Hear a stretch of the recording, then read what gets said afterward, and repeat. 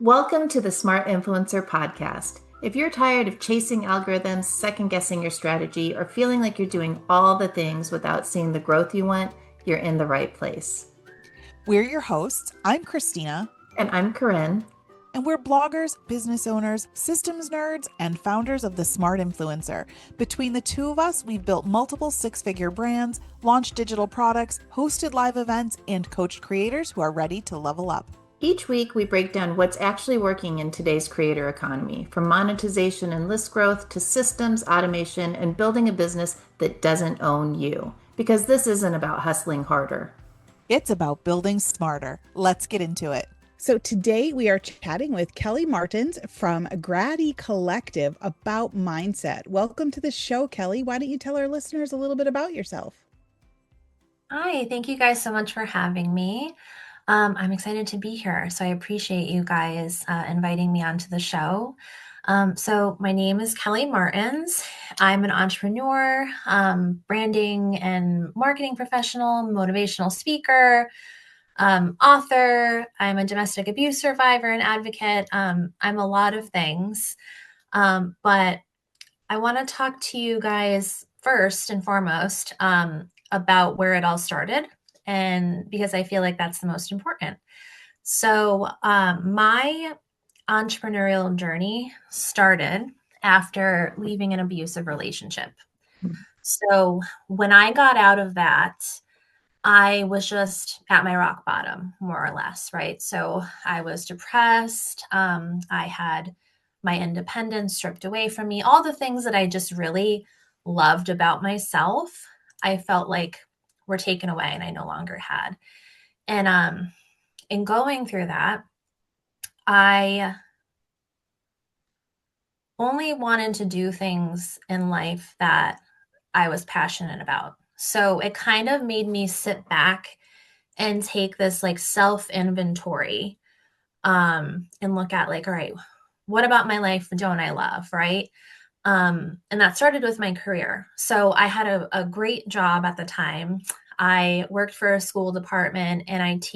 I did some project management and I was really good at it. And I could have made like a really awesome career there. But I didn't love it. And after I went through that, I only wanted to do things that I loved. So in thinking about that, I looked back on my healing journey and like where it started.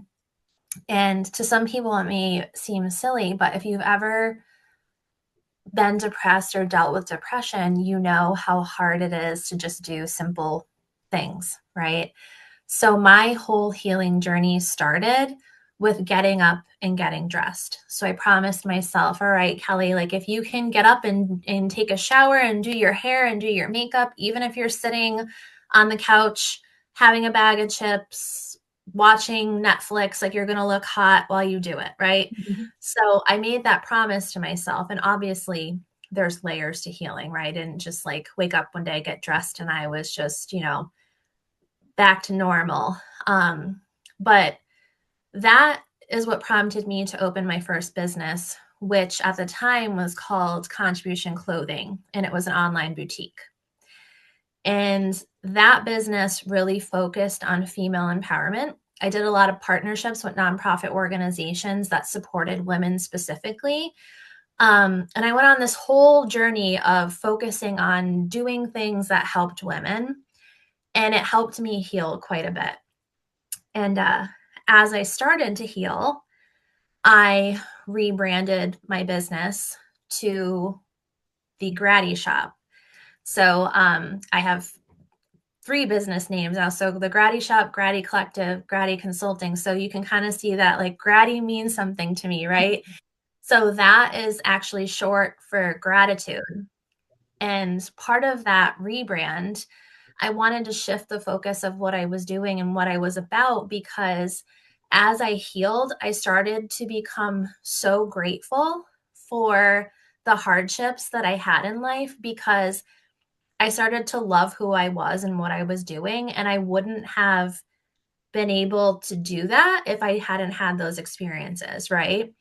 So I kind of transitioned into this whole phase of like, let's focus on the silver linings, let's focus on the gratitude, and all of that. And then as that business grew, it grew pretty quickly because I had a lot of partnerships and things with organizations. I was getting my name out there, and I had all these people asking me like, "Oh my God, Kelly, how'd you grow your business so quick?" And then it turned into consulting because I was helping other entrepreneurs get started and grow and figure out their branding and their marketing strategies and helping them with their websites and all of those things. And as I was doing that, and as I still do that today, um, I started to realize that almost everyone that I was talking to had imposter syndrome or had issues around self-worth. And I ended up kind of coaching them on mindset.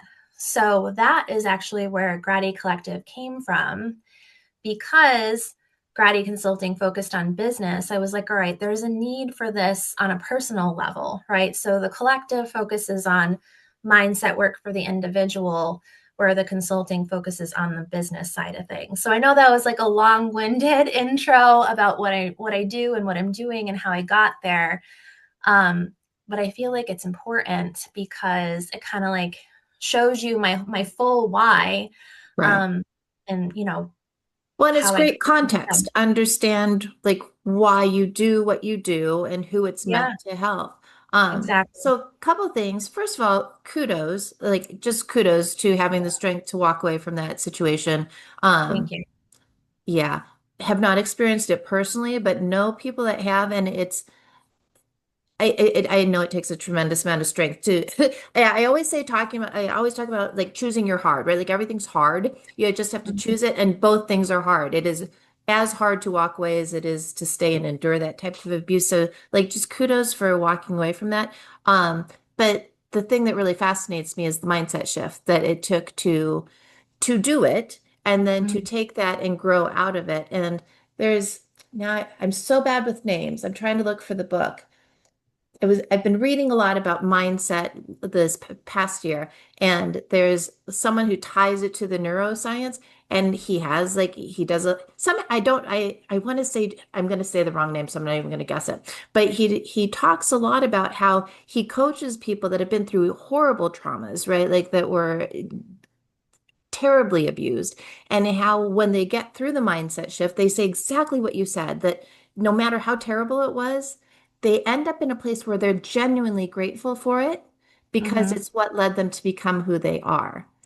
And if you Yeah. can get to that perspective, people that have suffered things that are so much more terrible than I hope I will ever experience, and they can be grateful for the pain they endured, like how do we not make lemonade out of lemons, right? Like on a daily Mhm. basis, because it is so much easier. Like someone that cuts you off in traffic, like that is a very easy thing to overcome if you choose right. So this is though something I've been super passionate about the last year, but even so, so hard. Like the actual Yeah. doing of it is very hard. So like every time we have anyone come on to talk about mindset, I am ecstatic because apparently I need daily, hourly, by the minute reminders Yeah. Yeah. about how to do it, like how to do it, how to stay in that, how to stay in a mindset where you're grateful for things that happen, how to not slip into the victim mentality, like all Yeah. of it. So, and I everybody's got a slightly different spin, a slightly different bag of tricks. So, super excited to hear yeah. everything you have to share with us today.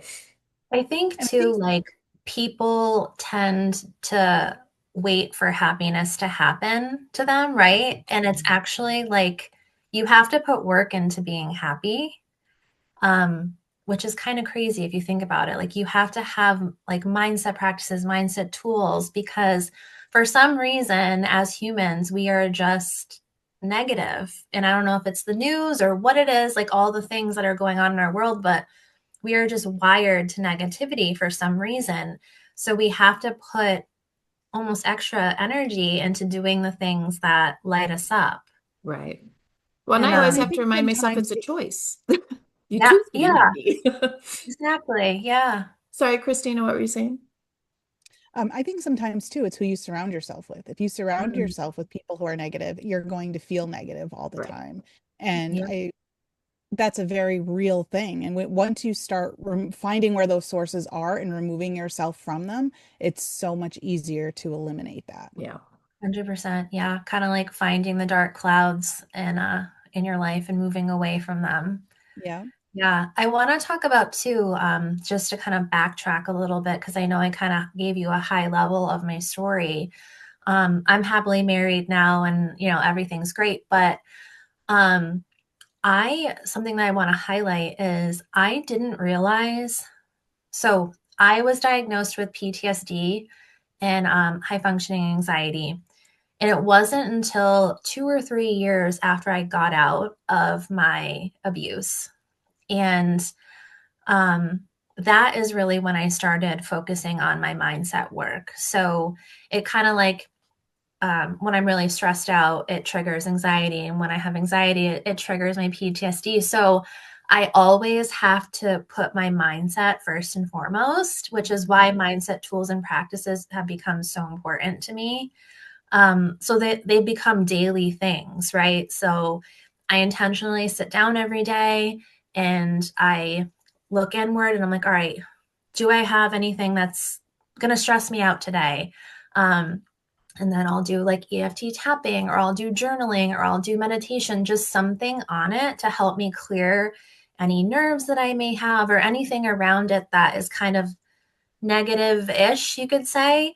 So I can try and stay in that positive frame of mind, because I know once I get really stressed, it's kind of like a ripple effect for all the other things, right? Mm-hmm. I Yeah. want to spend just a second talking about all the things. Like you went through them very quickly, but sadly, 2 years ago, I wouldn't have known most of this. Like Yeah. before I was in decent therapy. So I know what you mean when you're talking about EFT tapping, and I think everyone knows what journaling is. But like, do you mind giving us a quick list of like the things that like I've got a list too. Like I'll share mine, like about things when I can feel that the trigger's coming to get ahead of it before I get into the emotional state where I can't control what I'm saying and doing. So, Yeah, yeah. So I think the biggest one for me is EFT. So it's an emotional freedom technique, which is tapping on different acupressure points on the body while you're thinking about or saying out loud the thing that's, bothering you. So if you're stressed out about something, so just like tapping on these pressure points and kind of working through it. And what that does is it helps with nervous system regulation. So EFT is a huge one for me. And like, if I have a meeting coming up that I'm not looking forward to, I'll sit there, and wait for, someone to hop on Zoom, and I'll be tapping just to kind of like release some of the nerves that I have, or any maybe negative or stressful emotions that I might be hanging on to. And at the end of it, you inhale and take a big breath and let it all out, and it kind of just releases. So it's actually really powerful. And if you've never done it before, it might seem a little bit silly, but it truly does help. Hmm. yeah, for me, it's the breathing. I like the breathing exercises where you can't like, and I do a couple of them. It's funny, like I keep thinking one will stick, but it doesn't. But like they all have the same kind of general cadence where you inhale for a certain number of counts, you hold for a certain number, and then you exhale, and then you do so many rotations. For some reason, I love that one because I can do it anywhere. And then I don't know why this works for me. I think because I'm visual, the colors, right? Like the find five blue things. Yes. Yeah. If I do that, if I start to feel like my mood's going, I'll do it. I'll be like, I'll look around for and blue. Like oddly, the color matters. When I Yeah. choose red things, I'm a little spicy. That's funny. So, any other little nuggets like that you have? Yeah. So I do have an online course called the Gratitude Framework where I dive into all of these. Um, so the main ones that I focus on is the EFT, right? And then meditation is a huge one. Journaling is another one. So those are the main ones that I focus on in the course. But I encourage another one's box breathing. So similar to what you just said, where you inhale, hold, exhale, things like that. Those are the main tools that I put in my toolkit that work for me. But I encourage people to just try things until you find what feels right and fits for you. So let's talk more than specific because you it talked about getting into coaching with when you realize that we kind of in our space have a lot of the same recurring problems, right? Like the imitation or the imposter syndrome and like not feeling confident about what we're putting out there. Like I probably of all the weird little things we might have, I probably have 10 of them, right? Like Christine and I are always talking, oh, I don't want to put it out there to sell, or like I'm a low pricer because I don't want to be rejected by charging too high, or like Right. so Yeah. that stuff. Can we talk about like let's hit that head on? Sure. Yeah. So I think like the biggest thing that comes up is what you just said is like the low pricer, right? So we don't always see our value right away in what we're doing. And a lot of times what I see clients do is they'll price themselves for what they think people will pay versus the value that they actually bring to the table. Mhm. So it's helping them understand one, that like what they bring to the table is actually valuable. Having them understand, like, so another thing that comes up is like they look around the local area, right? So, like, what are other people locally charging? But if your business is virtual and you can get people on the other side of the world that are paying, 3 times the amount of money that you're charging, like, why can't you also charge that, right? So, just trying to help them understand, like, people will pay for your value. And it actually is all in your branding and how you position yourself. So, another thing that we dive into on top of that is their branding, right? So figuring out like what are their values, what's their niche, what sets them apart, like putting themselves in a spot where people can start to understand and see their value on top of it, right? Mhm. Hmm. Yeah, I think imposter syndrome is something we all struggle with, whether Mhm. at some level, whether it's just a baseline level or it's really, really bad. And it's just one of those things that once you learn, I think learn tools to deal with that, it's and just changing your way of thinking and reframing things really truly helps. At least it does for me because I suffer from it. Well, I think some of it's the wording that we use, like creator and influencer. Like the fact that those words are used to describe what I do. I don't consider myself an especially a creative person, so I always like struggle with that identity. And then influencer, like early days, I'm like, I'm not sure I influence anyone. But then when you get to the flip side of that and you see people are buying what you recommend, there's also like sometimes I'm like, what if they hate it? And then I misled them. Like there's there's Yeah. so much stress centered around what we do. Mm. Yeah, and I think like imposter syndrome's normal, right? Like I heard a quote somewhere and I'm not going to say it 100% accurately and I don't remember exactly where I heard it, but like something along the lines of like if you don't feel imposter syndrome, you're actually like a psychopath. And No. it and like I don't know if it's true, but like everyone faces it, right? If you think about it, like we all have we compare ourselves to others, we have all of these things. Like we could be doing amazing in life, but then you go on social media and someone posts something that you might want to manifest or want and you haven't gotten it yet and you're like, "Oh man, like I suck." So then there we go again with like the negative mindset stuff. And so So, many times we don't know what other people's levels are. Like, and I always tell myself this, like you see somebody in one of the groups saying, "Oh, I'm killing it on Instagram just by doing this one simple thing," and you're like, "Oh, I need to be doing Instagram. I want to be killing it on Instagram." But in Yeah, their mind, killing it might be very different than your version of killing it. right. And you don't know what that is, and you're comparing essentially apples to oranges. And you get yourself worked up or put down or whatever, and it's not fair to yourself. Yeah, it's Yeah. true. all And right, it's one so of the Kelly, hardest I want things. all the tools. I want the tricks and the tools. Yeah, so I gave you my main ones, right? So the tools that I use, I'll tell you exactly what I do every day. And this will be different for everyone. So if whoever is listening, if you want to take all of them and try them out, cool. If some of these don't resonate, then that's fine too. So the first thing I do in the morning is don't look at my phone, right? Like I keep that to the side, right? So I prevent myself from doing the initial doom scroll in the morning. So I'll get up, I'll get myself a cup of coffee, and then I'll sit back down in bed. And I'll just say that I am a huge fan of the slow morning. I intentionally make my schedule in a way where I don't have to like get up and stress right away. Right. So my mornings are very intentional. So I get up, get my coffee, I sit back down, and I do a self check in. So, how am I feeling today? What do I have coming up today? Does any of it stress me out? Right. So, I'll sit down and I'll journal on it. What's coming up for me? So, I journal because I want to let everything that's inside of me that isn't necessarily positive or has some kind of negative emotion, maybe stress or something associated to it, like out. So I write it down, I get it out. And then after I do that, I do my gratitude practice. So I'll sit down and I'll write down, I'm not just writing like, I'm grateful for my cup of coffee, right? Like I'm writing, I'm grateful for my cup of coffee because it helps me relax every morning. Like I give it a reason so that I can actually feel the emotion of gratitude when I'm writing. And I think that's one of the biggest things that people miss when they write gratitude or have a gratitude journal is they're just listing, the things that they're appreciative for in life without actually feeling the emotion about it.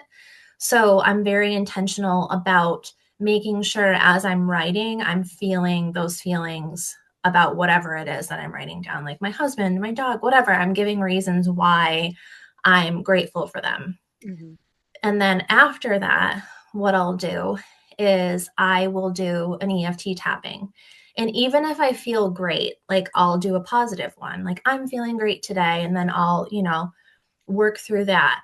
Um, and then after that, I'll do like a 10-15 minute, depending on how much time I have, I'll do a meditation. So the only thing that I've done in the morning is get up and get a cup of coffee and come back to my room. And I do all of those things before I really start my day. So I'm very intentional about, all right, I'm putting myself first. These are the things that work for me. I do them every single day. And it usually 95% of the time will get my day going off to a fantastic start. There are some days where I'll do some EFT tapping during the day if I have a lot of clients or if I'm stressed out or just, life. But those are the main ones that I find work for me. Box breathing is another one if I'm driving in traffic or something and people are driving nuts, I'll do some box breathing while I'm driving. But I think the biggest thing is noticing when you have the stress throughout the day and then pulling in one of these tools, right? So I feel like, and it honestly took me a while to pinpoint that and be able to do that, is just realizing like, okay, I'm feeling stressed right now. What can I do? And I feel like for me, I had to learn to do that because I have PTSD and like these mental illnesses, more or less. Um, so yeah, so that's what my mornings look like. And throughout the day, what I tend to do to kind of reel myself back in if I feel myself getting stressed out or anxious. So what do you have that's like I'd say like for me, a lot of it's in the middle of the day. I won't realize I've been doing it's the self-talk. Like I Mm, won't realize that I'm in my loop until I'm way in. Like, do you have like strategies for to identifying them before it starts, or what happens as soon as you recognize it? Right, like I'll be in the middle of building a funnel and I'll realize like I'm having a hard time with the pricing and I don't like it will be then when I'm trying to set the price that I realize I've been having this whole conversation with myself about yeah. how like I wonder if anyone's going to buy this. It's not right, like those sorts of things. So like I think for me, I don't know, Christina, jump in anytime. Like I could talk all about my neuroses forever, but like this is the thing that I find myself doing that stands in my way constantly, and I'm Yeah. not quite sure how to get out of it. I think giving yourself permission to pause is huge, right? So a lot of times if I also create funnels and do things like that also. Um, I'll walk away. I'll go walk my dog for 20 minutes and come back and sit down, right? So like I give myself that break. And then oftentimes, I'll find an error or I'll find something, or it'll allow me to kind of like have a reset so that I'm able to sit down and be like, all right, this is what this is actually worth. Right. So I think the pause is huge, being able to pause. And then also, from a marketing standpoint, just market research around what others are doing in a similar space to kind of help you understand, that the actual value that you have. And I have just a quick side story about that. When I first started my consulting business, one of the services that I offered at the time, I don't anymore, but was social media management. And I live in Western Massachusetts, and I have a friend of mine who lives in Dallas, Texas, and she's a photographer. And when she found out I was opening a business or the consulting business, she wanted to hop on the phone. And I was telling her about what I was doing. And I told her my pricing packages because she works with a lot of business owners. She does branding photography. And she was interested in possibly sending me some work. And she was like, oh my God, Kelly. She's like, people in Dallas pay like triple what your packages are.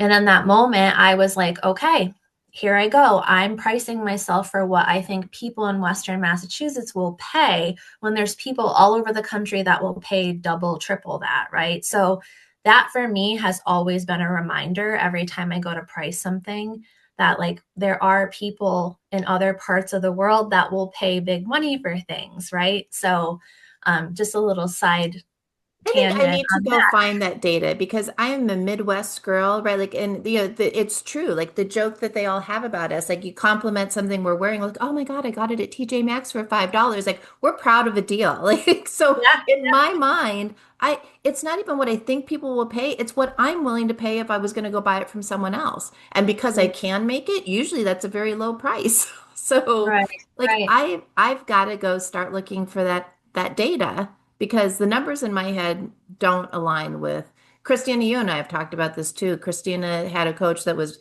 telling her to raise her prices, and she was like, I don't know. And it's so Yeah. easy for me to tell her yes when it's her stuff. And Yeah, yeah, also try too, it. like something that I'll add to that is like yes, when you up your prices, you might lose some clients, but a lot of times those are your shitty clients. You're Mm, gonna get like all of my top paying clients are the people that trust that I'm a professional, that just let me do my thing. And, those lower paying clients are the ones that want a million changes and want this and want the world, right?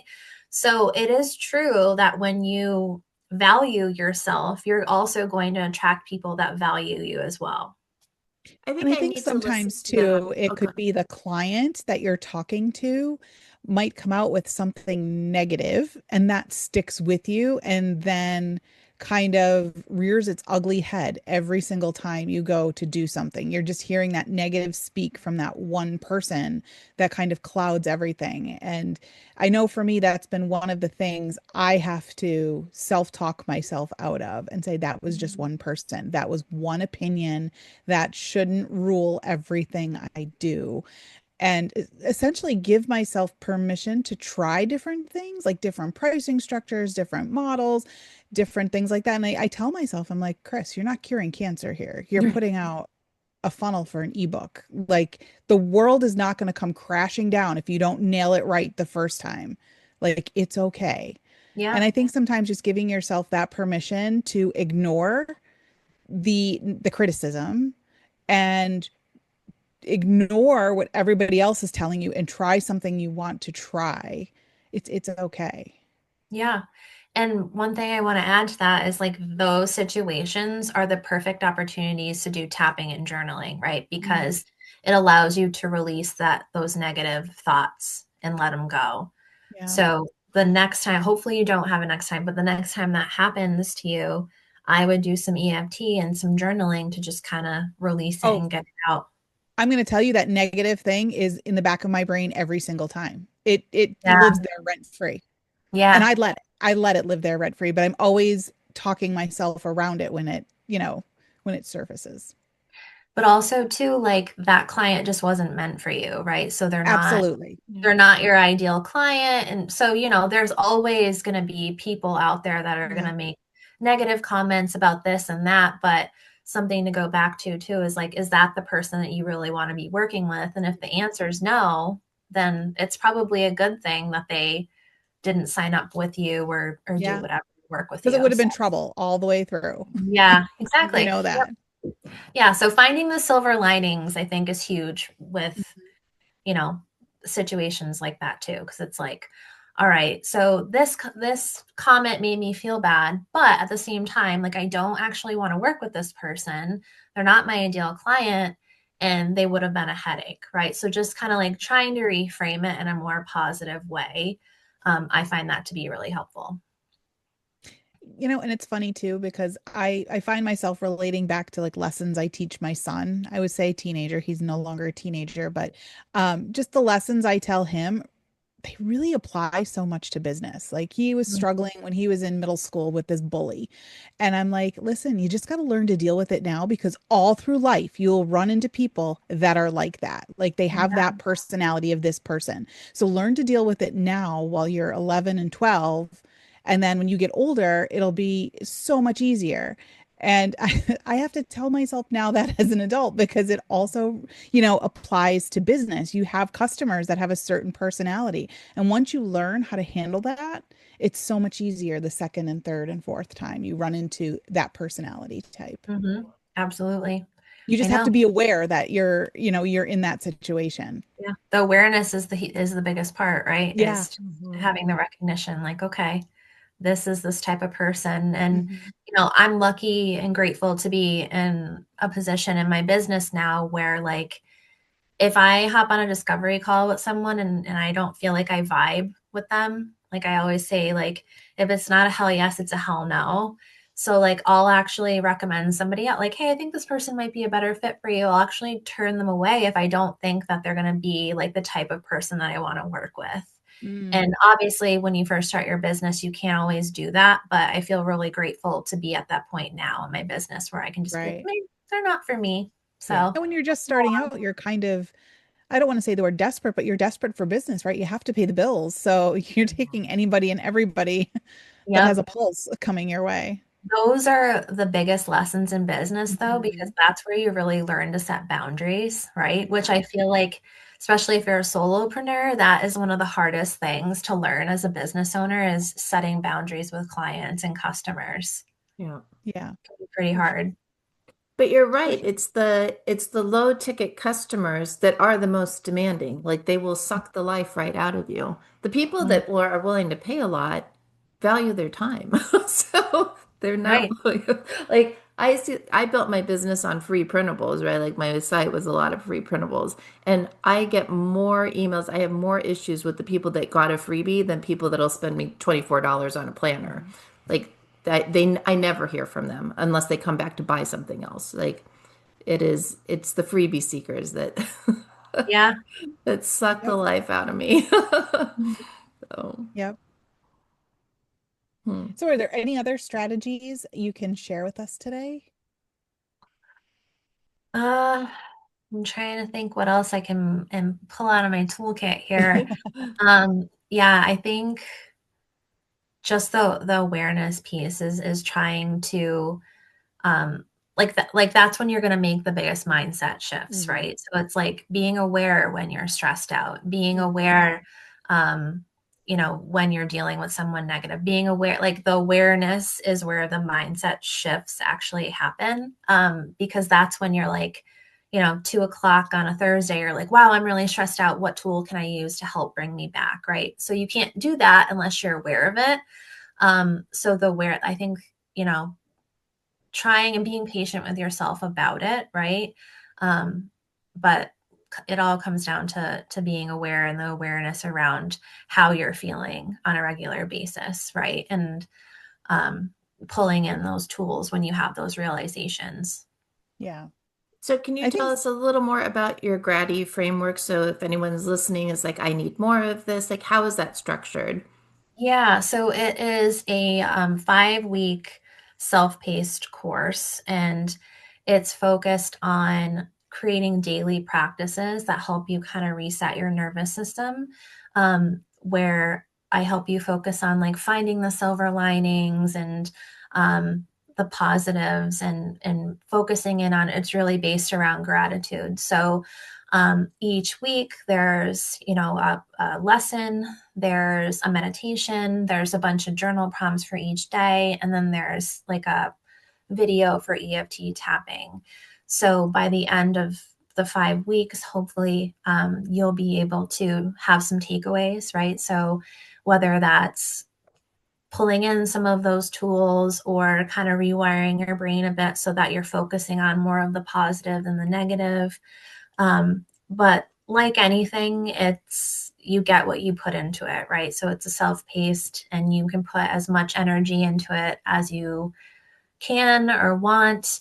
But the focus really is to help people shift their mindset, focus on gratitude, make some type of transformation around mindset practice and tools. And they are the tools that I use on a daily basis that helped me in my life. So they are the things that help me with my PTSD, with my anxiety, with my stress every single day. And I do have a promo code for the listeners. I can just tell you that right now. It is Smart Influencer, and that gives you $50 off my course. Fantastic. All right, we will put Excellent. the link to the course and also the discount code in the show notes, listeners, so you can take advantage of that. Yes.